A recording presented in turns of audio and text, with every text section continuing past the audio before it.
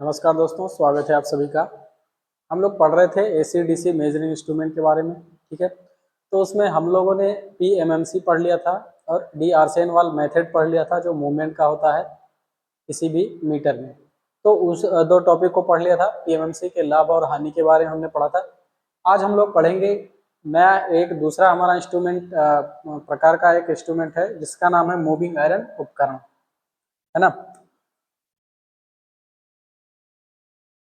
तो आज हम लोग पढ़ेंगे मूविंग आयरन इंस्ट्रूमेंट। वो था परमानेंट मैग्नेट टाइप का, अब ये क्या है, मूविंग आयरन इंस्ट्रूमेंट है।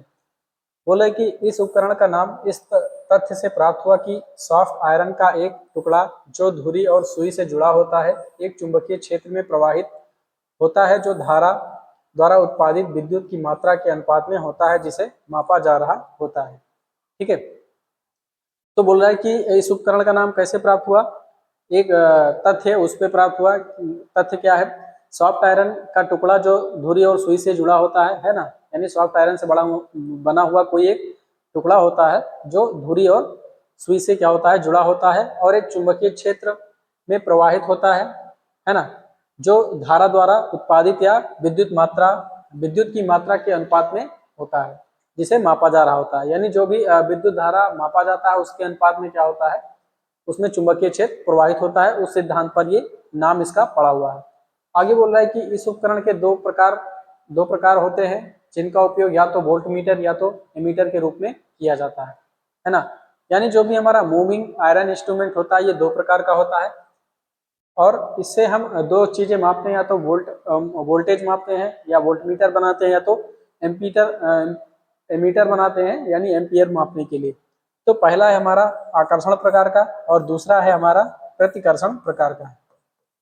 ठीक है, तो यहाँ पे दो प्रकार के हमारे मूविंग आयरन उपकरण होते हैं, आकर्षण और प्रतिकर्षण प्रकार का।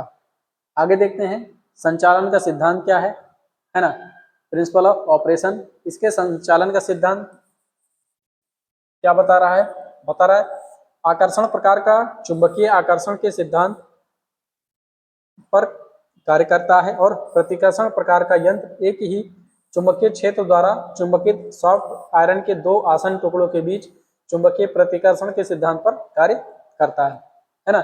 यानी आकर्षण प्रकार का जो भी हमारा इंस्ट्रूमेंट मूविंग आयरन वाला होगा ये आकर्षण के सिद्धांत पर काम करेगा, यानी चुंबक के द्वारा जो आकर्षण होता है उस सिद्धांत पर काम करता है। और जो हमारा प्रतिकर्षण प्रकार का जो भी हमारा इंस्ट्रूमेंट होगा या मूविंग आयरन इंस्ट्रूमेंट होगा वो एक ही प्रकार के चुंबकीय क्षेत्र के दो पोल बनते हैं, दोनों पोल एक ही प्रकार के होते हैं। अगर एन का बन रहा है तो एन का, नहीं तो एस का बन रहा है तो एस का। ठीक है, तो दोनों एक ही प्रकार के चुंबक क्षेत्र होते हैं, जिससे क्या होता है, दोनों आपस में रिफ्लेक्ट होते हैं और एक प्रतिकर्षण या रिफ्लेक्शन प्रकार का मूविंग आयरन हमारा इंस्ट्रूमेंट बनाते हैं।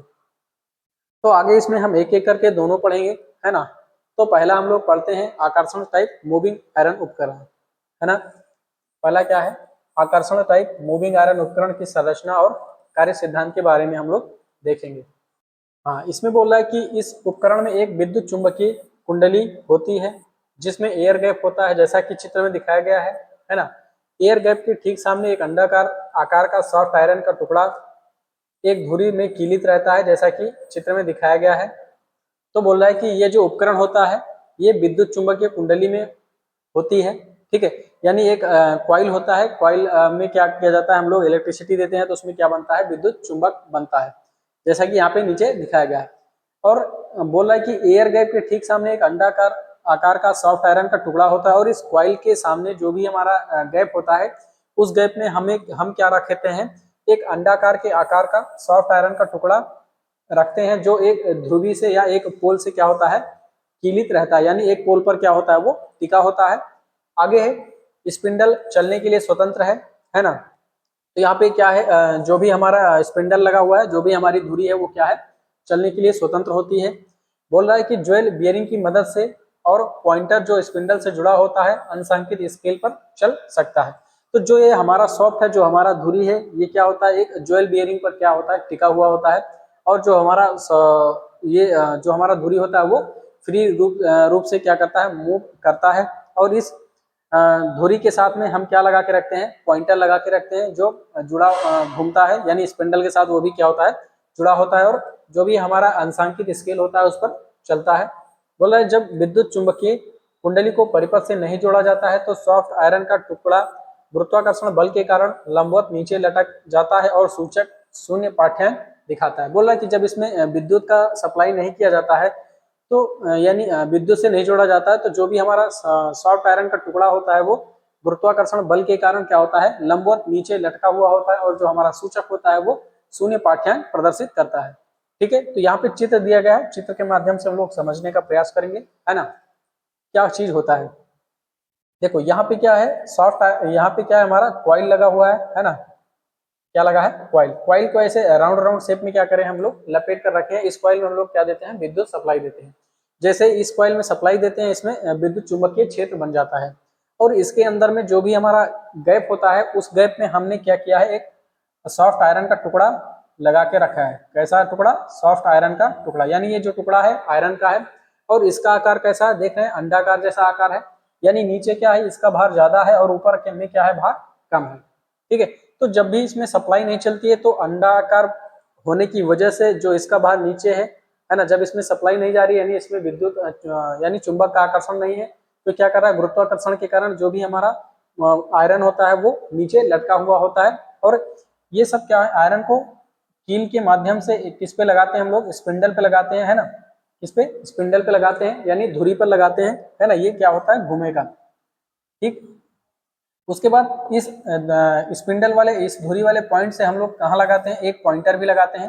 ठीक है, और इसके साथ में हम लोग क्या लगाते हैं, एक एयर डैम्पिंग लगाते हैं, है ना। एयर डैम्पिंग क्या होता है, जो हमारे पॉइंटर के थरथराहट को रोकता है। ठीक है, उसके लिए हम लोग इस्तेमाल करते हैं। अब ये सारी चीजें क्या होती हैं आपस में, मतलब एक पॉइंट पर क्या होते हैं, कीलित होते हैं या धुरी पर एक लगे होते हैं। ठीक है, अब जैसे इसमें क्या विद्युत अप्लाई किया जाता है तो क्या होता है, यहाँ पे चुंबकीय क्षेत्र बनेगा और चुंबकीय क्षेत्र बनने के कारण ये आयरन का टुकड़ा क्या होता है, इस कॉइल की तरफ हमारा आकर्षित होता है, जिससे ये वाला पार्ट यहाँ पे देखो डॉटेड डॉटेड दिख रहा होगा, है ना, इस तरह आकर्षित होके क्या ये इसकी तरफ चला जाता है। जैसे ही ये हमारा टुकड़ा इधर को खिसकेगा और हमारा पॉइंटर क्या होता है, इस वाले पॉइंट पर आकर क्या होता है, रुकता है, यानी यहाँ पर आ जाता है और यहाँ पे हिलता रहता है, लेकिन डैम्पिंग की वजह से क्या होता है, ये एक पॉइंट पर हमारा स्थिर हो जाता है। अब जिस हिसाब से इसमें करंट जाता है उसी हिसाब से चुंबकीय क्षेत्र बनता है और उसी हिसाब से क्या होता है, हमारा सॉफ्ट आयरन का टुकड़ा आकर्षित होता है। ठीक है, और उस हिसाब से क्या होता है, हमारा पॉइंटर जो भी हमारा स्केल दिया होता है उस स्केल पर घूमता है। तो ये है हमारा आकर्षण, यानी क्या हुआ, कॉइल ने हमारे सॉफ्ट आयरन को क्या किया, आकर्षित कर लिया, इसीलिए इसको बोला जाता है आकर्षण टाइप का। ठीक है, ये चित्र समझ में आ गया। अब आगे देखते हैं आगे बोल क्या रहा है।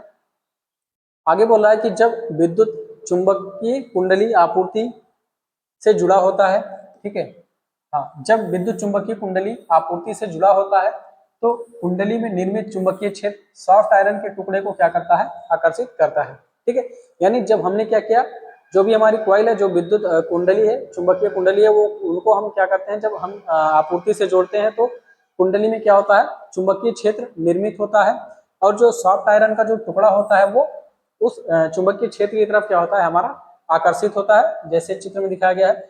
बोला कीलित आयरन के टुकड़े की धुरी की उत्केंद्रता के कारण लोहे के टुकड़े का बढ़ा हुआ भाग कुंडली की ओर खींच जाता है। यह बदले में धुरी को घुमाता है जिससे सूचक विक्षेपित करता है। ठीक है, तो जो आयरन का बढ़ा हुआ भार होता है, यानी जो भी आयरन का टुकड़ा होता है उसका जो बढ़ा हुआ भाग होता है वो क्या होता है, आकर्षण के कारण उसकी तरफ, कॉइल की तरफ क्या होता है, हमारा घूमता है या आकर्षित हो जाता है। ठीक है, और क्या होता है कि जो भी हमारा पॉइंटर होता है वो सब क्या होते हैं, इसी आयरन के टुकड़े से एक कील के माध्यम से जुड़े होते हैं। ठीक है, और बोल रहा है कि बदले में धुरी को घुमाता है। ठीक है, जो उसका धुरी है वो भी क्या होगा, हमारा घूमेगा और धुरी के साथ सूचक लगा होता है और सूचक भी क्या होता है, हमारा घूमता है। आगे जब चुंबकीय क्षेत्र उत्पन्न करने वाली धारा अधिक होती है तो सूचक के विक्षेपण की मात्रा क्या होती है, अधिक होगी। ठीक है, यानी जो भी हमारा, यानी जो धारा अगर अधिक होगी तो उससे क्या होगा, हमारा चुंबकीय क्षेत्र अधिक उत्पन्न होगा और उससे क्या होगा, हमारा जो सूचक है वो उसमें विक्षेपण क्या होता, अधिक मात्रा में होगा। बोला कि इसके अलावा सॉफ्ट आयरन के टुकड़े का आकर्षण कुंडल में धारा दिशा से स्वतंत्र होती है ना। हाँ, अब बोला कि जो हमारा सॉफ्ट आयरन का टुकड़ा है ये कुंडली में जो भी धारा प्रवाहित हो रही है उसकी दिशा से क्या होता है, स्वतंत्र होता है, यानी एसी करंट जो होता है हमारा उसका डायरेक्शन क्या होता है, करंट का बदलता रहता है। वही चीज बोल रहा है कि धारा की दिशा कैसी भी हो, चाहे प्लस में हो धारा की दिशा चाहे माइनस में हो, इससे कोई प्रभाव इस पर नहीं पड़ता है, उसके लिए क्या होता है, स्वतंत्र होता है। ठीक है, यानी बस इसको मैग्नेट चाहिए और मैग्नेट होने की वजह से क्या होगा, ये अपना आकर्षित होता है किसकी तरफ, मैग्नेट की तरफ। ठीक है, तो बोल रहा है कि यह विशेषता उपकरण को एसी और डीसी दोनों में उपयोग करने में क्या बनाती है, सक्षम बनाती है। तो जो हमारा मूविंग आयरन प्रकार का जो मीटर होता है वो एसी और डीसी दोनों उपकरण में काम करता है, क्योंकि करंट की दिशा का इस पर कोई प्रभाव नहीं पड़ता है ना। तो ये हमारा आकर्षण टाइप का, इसका चित्र देख लेना, चित्र बहुत आसान है। ठीक है, एयर डंपिंग लगाते किस लिए है, हाँ एयर डंपिंग लगाते हैं इसकी थरथराहट को कम करने के लिए। ठीक है, तो ये हमारा क्या है, मूविंग आयरन टाइप का इंस्ट्रूमेंट है जो हमारा आकर्षण प्रकार का है। ठीक है, ये आकर्षण प्रकार का मूविंग है। आगे है हमारा प्रतिकर्षण टाइप का आयरन उपकरण की संरचना और कार्यविधि। ठीक है, तो आगे हम लोग देखेंगे प्रतिकर्षण टाइप आयरन उपकरण की संरचना और कार्यविधि के बारे में हम लोग समझेंगे क्या होता है। हाँ, आगे बोल रहा है कि नीचे चित्र दिया है, चित्र में देखेंगे हम लोग, इस उपकरण में पीतल के बोबिन बी पर एक कॉइल डब्ल्यू लिपटी होती है, जिसके अंदर सॉफ्ट आयरन के दो स्ट्रिप एम और एफ अक्षीय रूप से सेट होते हैं, जैसा कि चित्र 4A और 4B में प्रदर्शित है। पट्टी एफ स्थिर होती है, जबकि लोहे की पट्टी एम धुरी एस से संयोजित होती है, जो सूचक पी को भी वहन करती है। ठीक है, तो ये सारी चीज दिया गया है। बोल रहा है कि एक पीतल का बोबिन होता है जिस पर कॉइल लपेटा जाता है, कॉइल का नाम है डब्लू, और जिसके अंदर में दो सॉफ्ट आयरन के दो स्ट्रिप होते हैं, यानी पट्टियां होती हैं, जिनका नाम होता है एफ और एम। ठीक है, जो अच्छे रूप से क्या होते हैं, सेट होते हैं। अब बोल रहा है पट्टी जो एफ है वो क्या होती है, स्थिर होती है, जबकि लोहे की पट्टी एम जो होती है वो धुरी एस से संयोजित होती है, जो सूचक पी को भी क्या करती है, वहन करती है। तो हम लोग चित्र देख लेते हैं, चित्र में क्या दिख रहा है। हाँ ठीक है, ये क्या हमारा चित्र है। तो चित्र का दो दिखाया गया, एक तो ये क्या ये टॉप व्यू से दिखाया गया है ना, और ये क्या है, फ्रंट व्यू से दिखाया गया। तो दोनों चित्र एक ही हैं, है ना, इसमें कंफ्यूजन नहीं होना। अब देखो ये हमारा क्या है, बॉबिन है। ठीक है, क्या है ये, बॉबिन, दोनों साइड में क्या है हमारा, बॉबिन है। इस बॉबिन में क्या देखो, कॉइल लपेटा गया हमारा, यानी कुंडली लगाई गई है ना, दोनों तरफ में। इसका नाम क्या है, डब्लू, समझ गए, कॉइल का नाम है डब्लू, और ये जो हमारा बॉबिन है यानी एक फ्रेम है, इसको बी बोलते हैं, कॉइल को हम डब्लू बोलते हैं। ठीक, अब इसमें क्या है, दो आयरन के स्ट्रिप हैं, एक स्ट्रिप है हमारा एफ और दूसरा क्या है, एम है, यानी एक आयरन का स्ट्रिप है ये, इसका नाम क्या है हमारा, एम नाम है, और एक स्ट्रिप ये है हमारा जिसका नाम क्या है, एफ नाम है। ठीक है, क्या नाम है इसका, एफ। दो हमारे आयरन के स्ट्रिप हैं, एक एन है, एफ है, और एक एम है। अब जो हमारा एफ है वो क्या है, स्वतंत्र रूप से कहीं पे फिक्स है। देखो एफ जो है हमारा, इस पे क्या है, इस पे एफ को क्या किया गया है, फिक्स किया गया है। और जो हमारा एम है वो देखो स्पिंडल किससे जुड़ा हुआ है, एस से जुड़ा हुआ है। ठीक है, यहाँ पर एक स्पिंडल है या एक धुरी है जो एस नाम की है। ठीक है, इस एफ से क्या हुआ है हमारा, एस से क्या हुआ है हमारा, एम जुड़ा हुआ है। ठीक है, और इस जो हमारी धुरी है, जो हमारा एस है, उस एस के साथ में हमारा पॉइंटर भी जुड़ा हुआ है। देख रहे हैं, ये क्या है हमारा, पॉइंटर है। ठीक है, तो एस के साथ में हमारा क्या जुड़ा हुआ होता है, पॉइंटर जुड़ा हुआ होता है। तो इतना चीज इसमें समझ में आ गया संरचना में।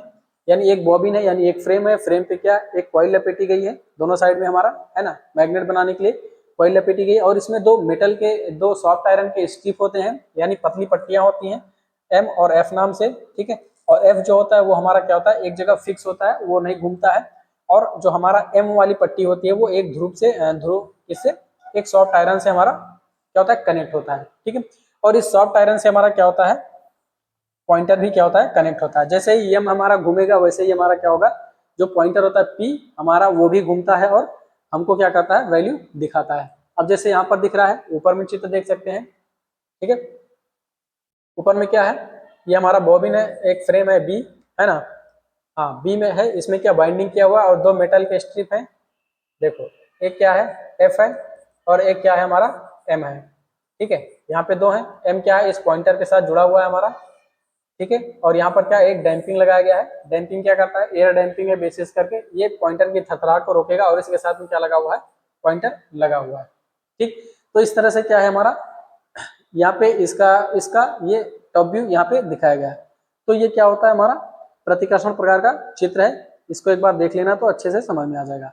अब आगे देखते हैं आगे क्या बोल रहा है ना, आगे क्या करने के लिए बोल रहा है। आगे बोला है स्प्रिंग कंट्रोल का उपयोग किया जाता है और उपकरण को इस तरह डिजाइन किया जाता है। हाँ, बोल रहा है स्प्रिंग कंट्रोल का उपयोग किया जाता है और उपकरण को इस तरह डिजाइन किया गया है कि जब कोई धारा W से नहीं बह रहा है तो पॉइंटर शून्य स्थिति में हो और सॉफ्ट आयरन की स्टिक M और F क्या होती है, लगभग स्पर्श कर रही हो। ठीक है, यहाँ पर देखते हैं हम लोग, है ना, इसको क्या हम लोग इसकी गति को स्प्रिंग से हम लोग क्या करते हैं, कंट्रोल कर कर रखते हैं। ठीक है, और अब बोल रहा है कि जब इसमें करंट नहीं फ्लो करता है तो हमारा जो स्ट्रिप होता है ये दोनों क्या होते हैं, पास पास रहते हैं और क्या होते हैं, एक दूसरे के पास पास में रहते हैं, और जो हमारा पॉइंटर होता है वो शून्य स्थिति में दिखाता है, यानी जो उसका स्केल है वो इस पे रहेगा, शून्य पर रहेगा जब उसमें क्या होता है, हमारा करंट नहीं फ्लो करता है। अब बोल रहा है कि जब यंत्र को क्या करते हैं, जब यंत्र को आपूर्ति से जोड़ा जाता है तो कुंडल W से धारा प्रवाहित होती है जिसके परिणाम स्वरूप चुंबकीय क्षेत्र उत्पन्न होते हैं। ये क्षेत्र सिरों में समान ध्रुवों का उत्पादन करने के लिए क्रमशः स्थिर और मूविंग आयरन F और M को बनाता है। ठीक है, तो अब क्या है कि जैसे यहाँ पे हमने क्या किया, इसको क्या दिया, हमने विद्युत दे दिया। ठीक है, तो W में क्या हुआ, चुंबकीय क्षेत्र बन गया। अब चुंबकीय क्षेत्र बनने के कारण ये जो हमारा आयरन का स्ट्रिप होता है, ठीक है, जो हमारे आयरन के स्ट्रिप है M और F, इन दोनों में भी क्या होता है, हमारा चुंबकीय क्षेत्र बन जाता है, लेकिन दोनों का चुंबकीय क्षेत्र एक ही पोल का होता है। ठीक है, दोनों में जो चुंबकीय क्षेत्र उत्पन्न होता है वो एक ही पोल का होता है। ठीक, तो आगे क्या बोल रहा है, हाँ आगे बोल रहा है कि क्रमशः दोनों सिरों पर, हाँ क्रमशः दोनों सिरों में समान ध्रुवों का उत्पादन करने के लिए, ठीक है, अतः दोनों पट्टियां एक दूसरे को प्रतिकर्षित करती हैं। टॉर्क के कारण चल प्रणाली में एक विक्षेपण उत्पन्न होता है और इस प्रकार तनाव के कारण एक नियंत्रित टॉर्क प्रकाश में आता है। विक्षेपण और नियंत्रित नियंत्रित टॉर्क टॉर्क बराबर होने की दशा में चल प्रणाली क्या होती है, हमारी स्थिर हो जाती है। ठीक है, तो यहाँ पे हम देखते हैं चित्र में, अब क्या हुआ, जैसे ही इसमें सप्लाई दिया गया है ना, विद्युत से इसको कनेक्ट किया गया, तो जो हमारे दो स्ट्रिप थे, है ना, एक तो मूव करने वाला था, दूसरा क्या था, स्थिर था। दोनों स्ट्रिप में क्या हुआ, समान प्रकार का हमारा मैग्नेट उत्पन्न हो जाता है। तो समान प्रकार के मैग्नेट उत्पन्न होने से क्या होता है, ये दोनों जो स्ट्रिप है वो क्या होते हैं, एक दूसरे को प्रतिकर्षित करते हैं। क्या करते हैं, प्रतिकर्षित करते हैं। जब दोनों प्रतिकर्षित करेंगे तो F वाला तो हमारा स्थिर है, ठीक है, लेकिन M वाला क्या होता है, घूमता है। M वाले में क्या होता है, हमारा विक्षेपण उत्पन्न होता है, लेकिन इसमें क्या, इसके विक्षेपण को कंट्रोल करने के लिए हमारे स्प्रिंग लगे होते हैं। ठीक है, स्प्रिंग क्या करता है, एक टॉर्क लगाता है, जिससे क्या होता है, टॉर्क जो स्प्रिंग का जो टॉर्क है और जो चुंबक के द्वारा लगा हुआ टॉर्क है, दोनों का टॉर्क जहां पर बराबर होता है ना, तो ये हमारा पॉइंटर उसी मान को दिखाता है किसमें, जो भी मीटर में अंशांकन किया गया होता है। ठीक है, तो इस तरह से ये क्या होता है, प्रतिकर्षण प्रकार का हमारा मीटर होता है, यानी जब प्रतिकर्षण होता है तो हमारा वैल्यू क्या होता है, दिखाया जाता है किसके द्वारा, पॉइंटर के द्वारा। ठीक, और इसमें आगे देखते हैं क्या बोला है, हाँ आगे बोल रहा है कि एक इस प्रकार के यंत्र में एयर डैम्पिंग प्रयुक्त होता है जो बेलनाकार वायु, हाँ वायु चेंबर सी और पिस्टन एन द्वारा गति एन की गति द्वारा प्रदान किया जाता है, जैसा कि चित्र 4A में दिखाया गया है। ठीक है, चित्र 4A में क्या दिखाया गया है, हाँ चित्र 4A में एक दिखाया गया है, एक पिस्टन लगा होता है ना, जो एयर डैम्पिंग का काम करता है। देख रहे हैं ना, यहाँ से जुड़ा हुआ है। ठीक है, जब इसमें सप्लाई दी जाती है, ठीक है, तो इस कॉइल के कारण क्या मैग्नेट बनता है, यहाँ पे भी एन मैग्नेट बनेगा, यहाँ पे भी एन मैग्नेट बनता है। तो जब समान प्रकार का मैग्नेट बनता है तो क्या होगा, हमारा प्रतिकर्षित करेगा। जब प्रतिकर्षित करता है तो ये जो पॉइंटर अभी यहाँ पे है, तो मान लीजिए पॉइंटर यहाँ पे हमारा आ जाता है। ठीक है, और एयर डैम्पिंग क्या करता है, ये डैम्पिंग करता है। जब यहाँ पर ये आता है तो इसकी थरथराहट जो होती है उसको कम करने के लिए डैम्पिंग लगाया जाता है। तो डैम्पिंग क्या करता है, जो पॉइंटर है उसकी थरथराहट को कम कर देगा यहाँ पे। ठीक है, हाँ, तो इस तरह से क्या होता है, हमारा ये प्रतिकर्षण प्रकार का मीटर है जो सॉफ्ट आयरन से बनाया जाता है ना। तो मूविंग आयरन उपकरण के दो हमारे पार्ट हो गए, या एक आकर्षण टाइप मूविंग आयरन उपकरण होता है, दूसरा प्रतिकर्षण टाइप मूविंग आयरन इंस्ट्रूमेंट होता है। ठीक है, तो इन दोनों, यानी एक में तो आकर्षण का काम कराते हैं, आकर्षण से काम करते हैं, दूसरे में हम लोग प्रतिकर्षण प्रक्रिया से क्या करते हैं, उसमें काम लेते हैं। आगे हमारा मूविंग आयरन प्रकार के जो उपकरण है, इनके लाभ और हानि को देख लेते हैं, है ना। पहली बात क्या है, इसका यूजेज देख लेते हैं। बोला है कि इनका उपयोग वोल्टमीटर और एमीटर के रूप में किया जाता है। ठीक है, जो ऐसे प्रकार के मीटर होते हैं, इनसे हम लोग वोल्टमीटर और एमीटर दोनों चीज बना सकते हैं। आगे है, इनका उपयोग एसी और डीसी दोनों पर किया जा सकता है और इसलिए इन्हें अध्रुवीकृत उपकरण कहा जाता है। ठीक है, इनको हम लोग किसमें, एसी और डीसी दोनों प्रकार की विद्युत धारा में हम लोग क्या कर सकते हैं, इसका इस्तेमाल कर सकते हैं, क्योंकि इस पे क्या होता है, करंट की डायरेक्शन का कोई प्रभाव नहीं पड़ता है ना। करंट की जो भी डायरेक्शन होती है उसका कोई प्रभाव नहीं पड़ता है इस प्रकार के मीटर में। अब इसके लाभ क्या है, लाभ है टॉर्क या भार अनुपात अधिक होने पर घर्षण की त्रुटियां क्या है, न्यूनतम होती हैं। ठीक है, घर्षण त्रुटियां क्या होती है, न्यूनतम होती हैं। यानी इस पर अगर टॉर्क या भार का जो अनुपात होता है अधिक हो जाता है या अधिक होता है तो घर्षण के द्वारा जो भी त्रुटियां होती हैं वो क्या होती हैं, कम होती हैं। आगे है, मूविंग कॉइल इंस्ट्रूमेंट की तुलना में ये कम खर्चीले होते हैं। ठीक है, जो हमारे मूविंग कॉइल इंस्ट्रूमेंट होते हैं परमानेंट मैग्नेट वाले, उनसे क्या होता है, ये कम खर्चीला होता है। आगे है, वे अपने सरल निर्माण के कारण मजबूत होते हैं। ठीक है, ये क्या है, अपने सरल जो इसका मैन्युफैक्चरिंग होता है वो क्या है, बहुत आसान होता है, इसलिए क्या होते हैं, ये मजबूत होते हैं।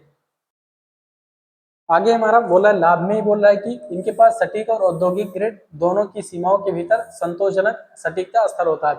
यानी ये अपनी वैल्यू को एकदम सटीक रूप से दिखाता है, यानी इसकी जो सटीकता होती है उसका सटीकता का स्तर जो है क्या, संतोषजनक है, यानी अच्छा है।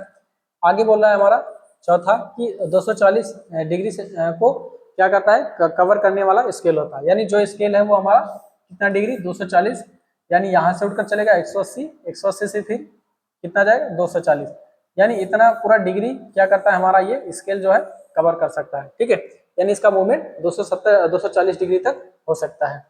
ठीक, अब यहाँ पर हम लोग देखते हैं इसकी हानि के बारे में। जो भी हमारा मूविंग आयरन प्रकार का इंस्ट्रूमेंट है, इसकी क्या हानि है, बोला इनमें हिस्टेरेसिस, आवृत्ति परिवर्तन, तरंग रूप और स्ट्रे चुंबकीय क्षेत्र के कारण त्रुटियां आती हैं। ठीक है, इसमें हिस्टेरेसिस के कारण लॉस आता है, जो स्ट्रे चुंबकीय क्षेत्र है उसके कारण इसमें क्या होता है, लॉसेस होता है। आगे है, दूसरा हानि क्या है, इसमें सामान्यतः असमान स्केल होते हैं। यद्यपि कम और ज्यादा एक समान स्केल प्राप्त करने के लिए विशिष्ट निर्माण डिजाइनों का उपयोग किया जाता है। यानी जो स्केल, इसके जो स्केल होते हैं वो क्या होते हैं, असमान होते हैं या नॉन लीनियर होते हैं। ठीक है, यानी इसके स्केल क्या होते हैं, नॉन लीनियर होते हैं। ये इसकी क्या है, हानि है, यानी इसके स्केल लीनियर नहीं होते, नॉन लीनियर होते हैं। जैसे देखो यहाँ पर दिखाया गया है ना, यहाँ पे क्या है, गैप इसका छोटा है, फिर बढ़ रहा है बढ़ रहा है बढ़ रहा है बढ़ रहा है, जैसे जैसे आगे आगे बढ़ते जाएंगे इसका क्या होगा, जो हमारा गैप होता है इसके बीच में, दो नंबर के बीच में, वो क्या होता है, बढ़ता हुआ चला जाता है, तो इसको बोला जाता है नॉन लीनियर स्केल। ठीक है, तो इसकी एक हानि है क्या, नॉन लीनियर स्केल, इसका एक लॉसेस है। ठीक, तो ये क्या है, हमारा मूविंग आयरन इंस्ट्रूमेंट का लाभ है और हानि है। आगे हम लोग देखते हैं, यहाँ पे मल्टीमीटर है हमारा, है ना, इसके बारे में हम लोग देखते हैं। मल्टीमीटर क्या होता है, मल्टीमीटर तीन सबसे अधिक मापे जाने वाली विद्युत मात्राएं, धारा, वोल्टेज और प्रतिरोध हैं। ठीक है, जो भी हम मापते हैं तीन विद्युत धाराएं, विद्युत मात्राएं कौन कौन सी, करंट होता है हमारा, वोल्टेज होता है और प्रतिरोध होता है, इसका हम लोग ज्यादा मापन करते हैं। धारा को एमीटर से, वोल्टेज को वोल्टमीटर से और प्रतिरोध को ओममीटर से मापा जाता है। ठीक है, ये तो सबको पता होगा। बोल रहा है उपरोक्त तीनों मात्राओं को मापने के लिए उपयोग किए जाने वाले एकल उपकरण को मल्टीमीटर के रूप में जाना जाता है। यह एक पोर्टेबल मल्टी रेंज इंस्ट्रूमेंट है। ठीक है, तो अगर इस तीनों वैल्यू को हम किसी एक साथ अगर माप रहे हैं, किसी एक इंस्ट्रूमेंट से माप रहे हैं, तो उसको हम लोग क्या बोलते हैं, मल्टीमीटर बोला जाता है। ठीक है, यानी इन सारे मात्राओं को हम एक ही मशीन द्वारा या एक ही इंस्ट्रूमेंट के द्वारा मापते हैं, तो उसे क्या बोलते हैं हम लोग, मल्टीमीटर बोलते हैं। यह एक क्या होता है, पोर्टेबल मल्टी रेंज इंस्ट्रूमेंट होता है। इसको हम एक स्थान से दूसरे स्थान तक आसानी से ले जा सकते हैं और कई सारे फंक्शन कार्य करता है, कई सारी मात्राओं को मापता है। इसमें प्लस माइनस 1.5% की पूर्ण स्केल पर विक्षेपण परिशुद्धता है, यानी जो इसका डिफ्लेक्शन जो होता है फुल स्केल पर, वो प्लस माइनस 1.5% तक का परिशुद्धता देता है। ठीक है, आगे है एसी वोल्टेज रेंज के लिए मल्टीमीटर की सबसे कम संवेदनशीलता 5 ओम पर वोल्ट है और डीसी रेंज के लिए इसकी जो रेंज के लिए इसकी जो संवेदनशीलता है वो कितना है, 20 ओम प्रति वोल्ट के बराबर होता है। ठीक है, आगे यहाँ पर क्या है, मल्टीमीटर का हमारा चित्र दिया गया है, इसके चित्र को हम लोग देख लेते हैं। ठीक है, तो यहाँ पर क्या हमारा मल्टीमीटर का पूरा चित्र दिया गया है। अब इसमें क्या है, यहाँ पे ये हमारा डिस्प्ले पैनल है, ठीक है, ये एनालॉग टाइप का मल्टीमीटर है हमारा। इसमें क्या कई सारे आपके अंशांकन दिए गए हैं, है ना, कई सारे ग्रेजुएशन दिए गए हैं। इस पर क्या करता है हमारा ये जो पॉइंटर होता है ये घूमकर स्थिर होता है, जो भी चीज हमको मापना होता है। और यहाँ पे हमारा एक स्विच दिया गया है, ठीक है। इस स्विच को कई सारे रेंज में हम लोग सिलेक्ट कर सकते हैं। जैसे यहाँ से यहाँ तक का जो रेंज है हमारा मिली वोल्ट को मापने के लिए है, ठीक है। और यहाँ से यहाँ तक का क्या है हमारा वोल्टेज मापने के लिए है। और यहाँ पर नीचे क्या है हमारा प्रतिरोध को मापने के लिए होता है, ये मिली वोल्ट को मापने के लिए है, ठीक है। तो इस तरह से हमारे क्या है बहुत सारे रेंज दिए गए हैं। इस रेंज में हम स्विच को सिलेक्ट करके अपना वैल्यू को हम लोग माप सकते हैं, ठीक है। तो ये हमारा कौन सा एनालॉग टाइप का क्या है मल्टीमीटर है। एक हमारा डिजिटल मल्टीमीटर भी आता है जिसमें क्या हमारा केवल डिजिट शो होता है। आगे हम लोग मल्टीमीटर की संरचना देखते हैं, क्या है हमारा इसकी संरचना, ठीक है। इसकी संरचना क्या होती है उसको हम लोग देखते हैं। मल्टीमीटर की संरचना बोला है मल्टीमीटर वोल्ट, ओम और मिली एम्पियर में अंशांकित स्केल के साथ सिंगल मीटर मूवमेंट का उपयोग करता है। जो हमारा मल्टीमीटर है ना, इसमें क्या कई सारे हमारे स्केल दिए होते हैं, अंशांकित होते हैं, जो कैलिब्रेटेड स्केल दिए होते हैं। कौन सा वोल्टेज का होता है, ओम का होता है और मिली एम्पियर का दिया होता है, ठीक है। और इसके साथ में क्या ये सिंगल मीटर मूवमेंट का उपयोग करता है। बोला कि आवश्यक गुणक प्रतिरोधक और शंट प्रतिरोधक सभी केस में भीतरी भाग में निहित होते हैं, ठीक है। जो भी आवश्यक हमारे प्रतिरोध होते हैं, शंट वाले होते हैं चाहे सीरीज वाले प्रतिरोध होते हैं, इसके इंटरनल भाग में हमारे क्या होते हैं जुड़े होते हैं। बोल रहे किसी विशेष मीटर फंक्शन और उस फंक्शन के लिए एक विशेष श्रेणी का चयन करने के लिए फ्रंट पैनल सिलेक्टर स्विच प्रदान किए जाते हैं, ठीक है। अब मीटर में इस मीटर में कोई फंक्शन कराना है, जैसे हमको वोल्टेज मापना है, जैसे हमको एम्पियर मापना है, या हमको रेजिस्टेंस मापना है, ठीक है, या विशेष किसी श्रेणी का चयन करना है, उसके लिए हमको फ्रंट पैनल पर क्या एक सिलेक्टर स्विच दिया जाता है जिससे हम अलग अलग वैल्यू को सिलेक्ट कर सकते हैं। आगे है कुछ मल्टीमीटर पर दो स्विच का उपयोग किया जाता है, एक फंक्शन का चयन करने के लिए और दूसरा रेंज के लिए, ठीक है। कुछ मल्टीमीटर ऐसे होते हैं जिसमें क्या दो स्विच देते हैं। एक स्विच से हम लोग क्या करते हैं उसका फंक्शन को चेंज करते हैं कि कौन सा फंक्शन करना है, यानी कि हमको वोल्टेज मापना है, हमको एम्पियर मापना है, हमको प्रतिरोध मापना है, ठीक है। और दूसरा स्विच होता है हमारा उसका रेंज सिलेक्ट करने के लिए कि हमको 10 वोल्ट मापना है, 20 वोल्ट तक मापना है, 50 वोल्ट मापना है। इस तरह से क्या होते हैं उसके दो हमारे स्विच दिए जाते हैं कुछ मल्टीमीटर में। और बोला कुछ मल्टीमीटर में इस उद्देश्य के लिए स्विच नहीं होते हैं, इनकी जगह पर उनके पास प्रत्येक फंक्शन और रेंज के लिए अलग से अलग अलग जैक दिए जाते हैं, ठीक है। और कुछ मल्टीमीटर ऐसे होते हैं जो इस उद्देश्य के लिए उसमें क्या स्विच भी नहीं होता है ना, उनकी जगह पर क्या होते हैं प्रत्येक फंक्शन और रेंज के लिए अलग अलग क्या होते हैं जैक होते हैं, ठीक है। उस तरह से क्या होता है अलग अलग प्रकार का मल्टीमीटर बनाया जाता है। आगे मीटर केस के अंदर लगी बैटरी सेल प्रतिरोध की माप के लिए पावर सप्लाई प्रदान करती है, ठीक है। जैसे मान लीजिए कि हमको प्रतिरोध मापना है, ठीक है, तो प्रतिरोध जब हम मीटर को प्रतिरोध वाले पे फंक्शन पर सेट करते हैं तो हमारा जो बैटरी होता है वो उससे पावर लेता है, ठीक है। जैसे यानी कि जब हम प्रतिरोध को मापते हैं तो जो सेल के अंदर यानी मीटर के अंदर जो बैटरी लगी होती है उससे हम लोग प्रतिरोध के मापने के लिए पावर सप्लाई क्या होता है उसको प्रदान करता है, किसको मल्टीमीटर को। आगे है मीटर की गति डीसी एमीटर वोल्ट मीटर में उपयोग की जाने वाली चल कॉइल प्रणाली की होती है, ठीक है, जैसा कि चित्र 8 में दिखाया गया है ना। मीटर की जो गति होती है वो एमीटर और वोल्ट मीटर में उपयोग की जाने वाली चल कॉइल प्रणाली की होती है।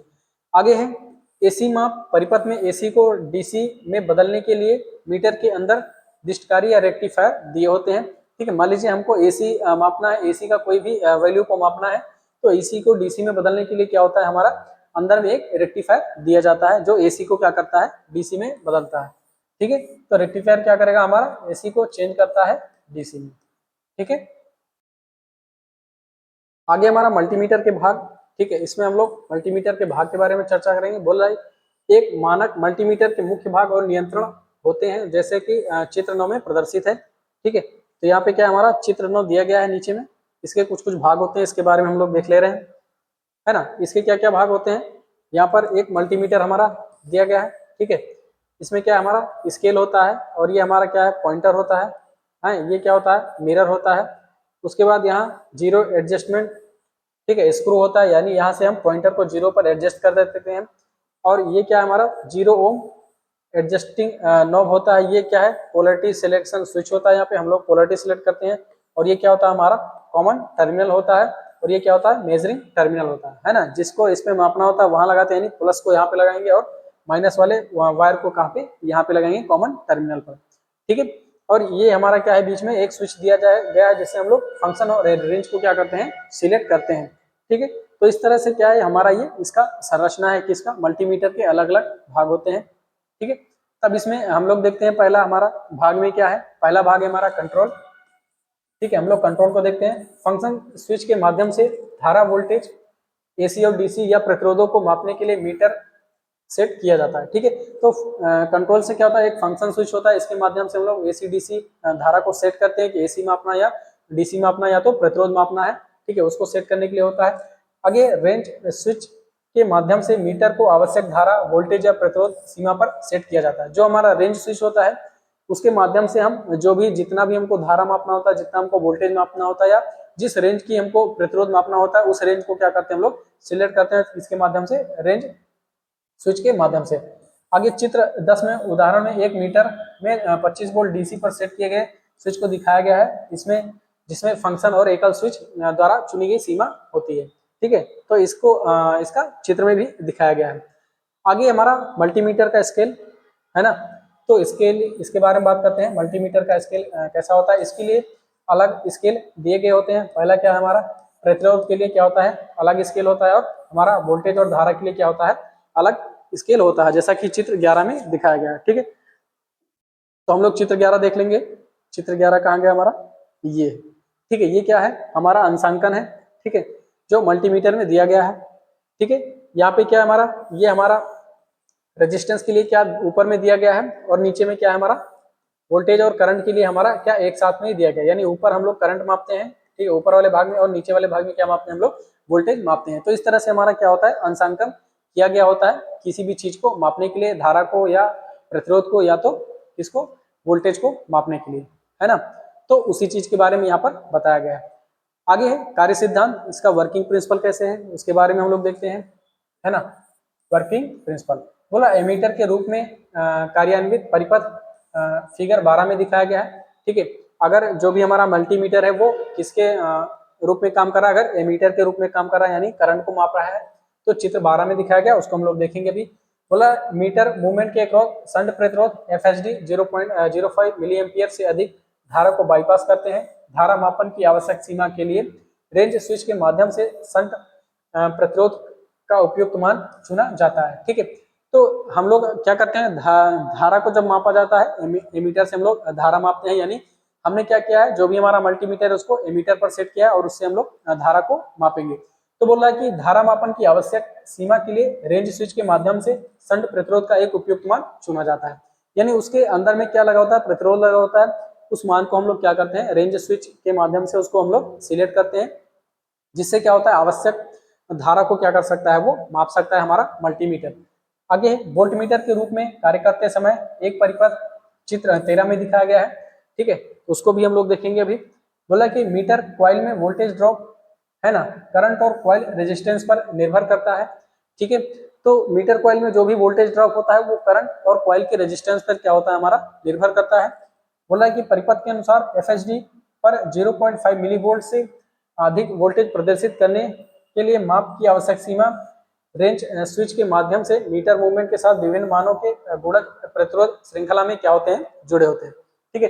अगर हमको क्या करना है, 0 यानी 50 मिली वोल्ट को क्या करना है, वोल्टेज को हमको प्रदर्शित करना है या उसको हमको मापना है, तो उसके लिए क्या करते हैं हम लोग, रेंज स्विच के माध्यम से क्या करते हैं, विभिन्न मानों वाले गुणक के जो हमारे क्या होते हैं, सीरीज में जुड़े हुए प्रतिरोध होते हैं, उनका हम लोग क्या करते हैं, चयन करते हैं।